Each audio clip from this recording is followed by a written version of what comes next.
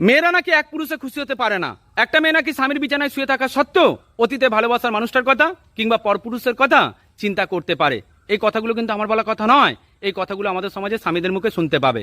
আমাদের সমাজে স্বামীরা এটাই মনে করে মেয়েরা অতীত বুকে নিয়ে বাঁচতে চেষ্টা করে, কিন্তু এটা ভুল। আমাদের সমাজে স্বামীরাই সবচেয়ে বেশি অতীতের ঘটনা মনে রাখে। তার কারণ কি জানো?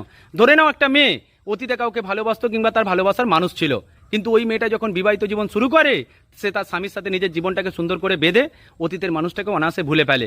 কিন্তু ওই অতীতের ঘটনাটা তার স্বামী যদি জানতে পারে, দেখবে সারা জীবন ধরে বউকে ওই অতীতের ঘটনা তুলেই খোঁটা দেবে, অত্যাচার করবে। সুতরাং পুরুষ মানুষ সবচেয়ে বেশি অতীত ঘটনা মনে রাখে। আসলে আমাদের সমাজে পুরুষ মানুষ এটাই জানে যে আমাদের সমাজে মেয়েরা 7 পুরুষে অভ্যস্ত, কিন্তু আমাদের সমাজে পুরুষ মানুষ জানে না মেয়েরা একটা পুরুষ নিয়ে অভ্যস্ত, একটা পুরুষের সাথে নিজের জীবনটাকে সুন্দর করতে চেষ্টা করে, যদি সেই পুরুষ মানুষটা সৎ হয়ে থাকে। একটা সৎ পুরুষ মানুষের জন্য একটা মেয়ে গোটা পৃথিবীর পুরুষ মানুষের বিরুদ্ধে গিয়ে লড়াই করার ক্ষমতা রাখে। এটাই মেয়েদের ভালোবাসা। আসলে মেয়েরা তাদের ভালোবাসা সঠিকভাবে প্রকাশ করতে পারে না বলেই আমাদের সমাজের ছেলেরা মেয়েদেরকে গালাগাল পারে, কলঙ্কের দাগ টেনে দিচ্ছে। এটাই সত্য। ভালো থাকবেন প্রত্যেকে।